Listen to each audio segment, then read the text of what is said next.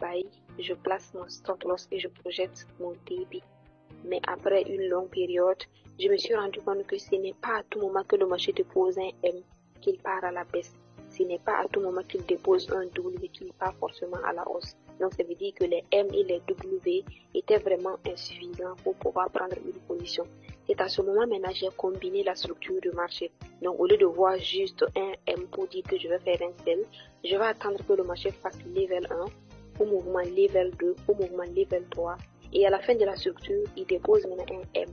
Et lorsque moi je vois le M, comme c'est la fin d'une structure haussière, je m'attends à ce que le marché parte à la baisse. Donc je fais mon sell, je place mon stop loss et je projette maintenant mon TP.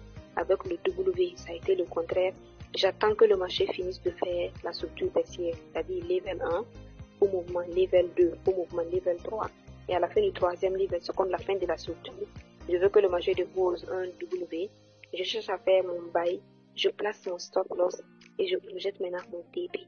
Donc avec la combinaison de la structure du marché, je n'étais pas vraiment satisfaite. Je ne gagnais pas les résultats que je voulais, mais ça a été un peu amélioré, contrairement au fait d'attendre juste les M et les W pour pouvoir rentrer. Donc au fur et à mesure également, je me suis rendu compte que la structure elle seule, c'était vraiment insuffisant pour pouvoir trader.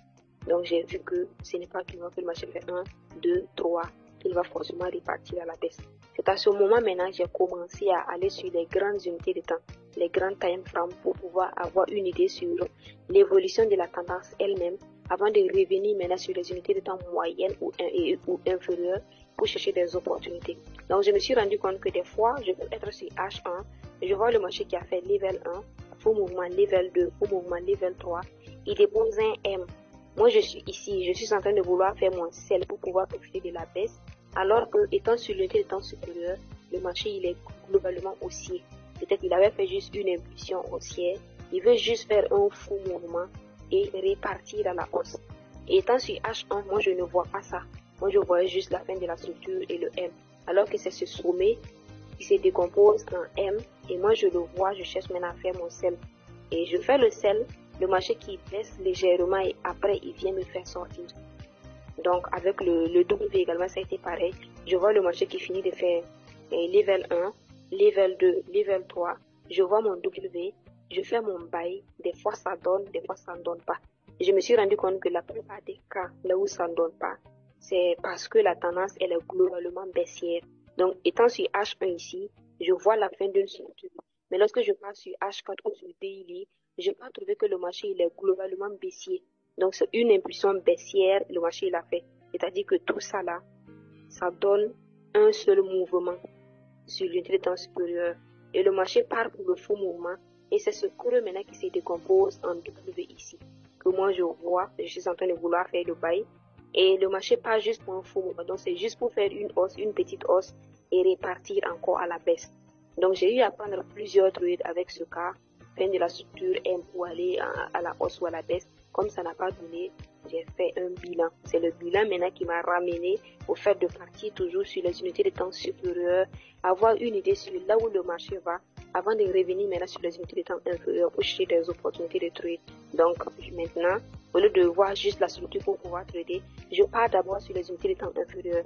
Si je pars trouver que le marché il est globalement baissier, j'essaie de voir comment je peux faire pour avoir des opportunités.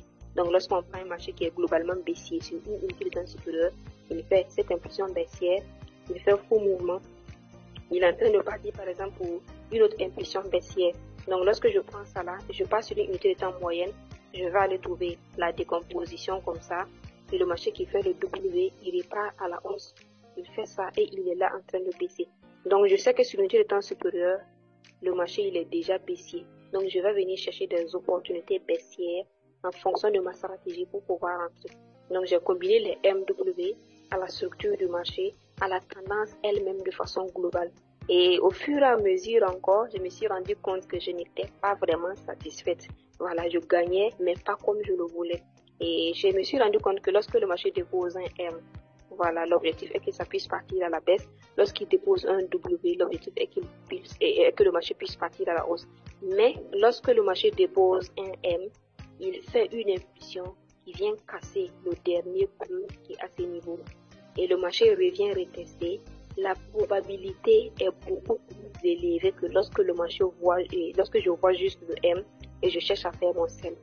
Donc, à ce moment maintenant, je me suis focalisée sur la ligne de cours du M et la ligne de cours du W, au lieu de voir juste la figure et chercher à faire mon buy ou mon sell.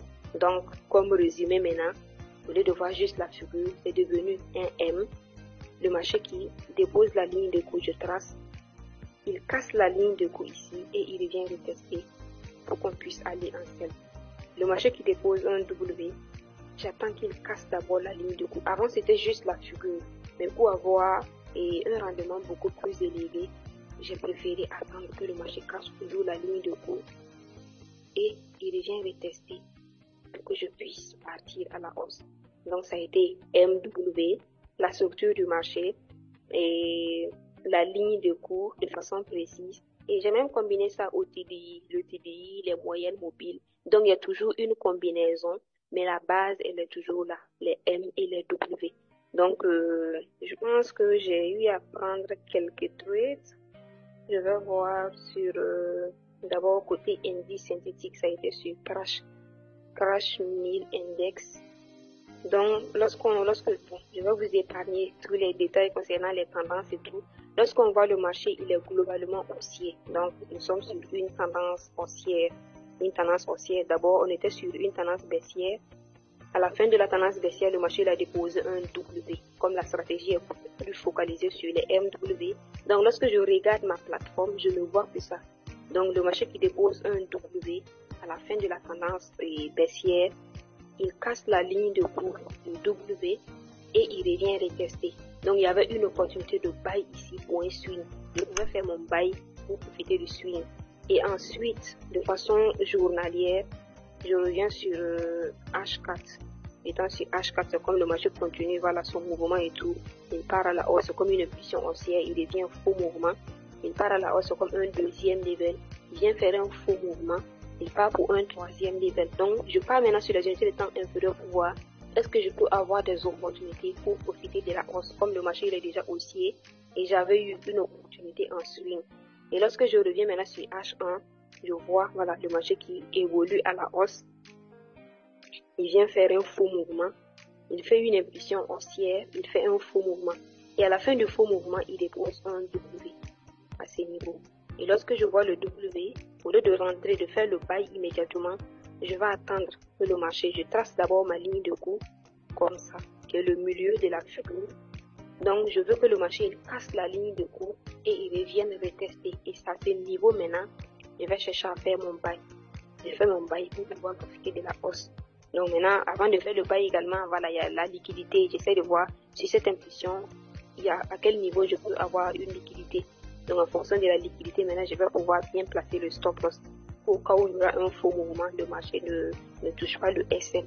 Donc W, le marché qui casse la ligne de cours, il devient retesté, tout simplement parce que la tendance globale elle est haussière et on va chercher à profiter du mouvement haussier.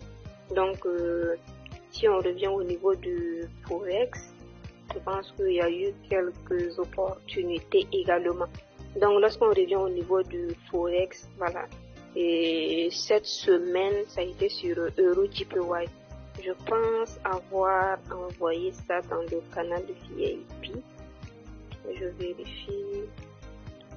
Oui, EuroJPY, effectivement. Donc lorsqu'on prend EuroJPY, nous sommes sur une tendance haussière, une évolution haussière.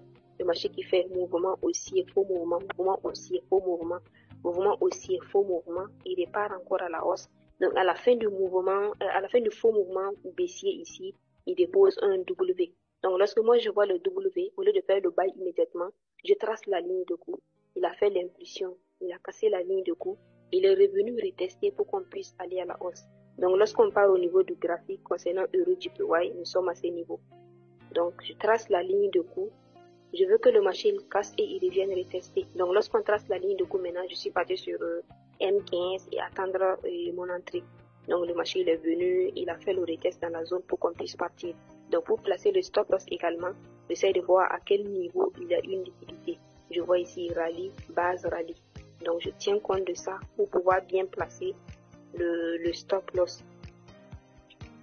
Donc c'était un moyen ici. Donc le SL était légèrement plus bas.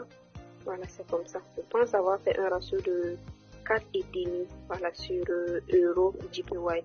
Et après Euro JPY, je pense qu'il y a également Euro NZD. Donc, je prends Euro NZD. Nous sommes sur une tendance baissière également. Voilà. Et le marché qui fait un faux mouvement haussier. À la fin du faux mouvement haussier, il dépose un M. Donc, le M, c'est la hausse. C'est la baisse ici. La hausse. Et la baisse.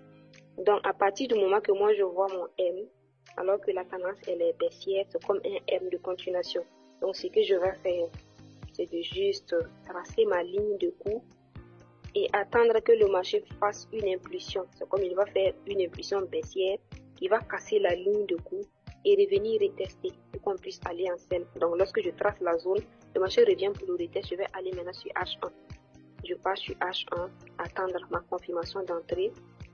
Et je cherche à faire mon sell, je place mon stop loss normalement et je profite maintenant de la baisse. Donc au lieu de me focaliser seulement sur les MW, j'attends que le marché valide en fonction de la tendance du marché, en fonction de la structure pour que je puisse aller.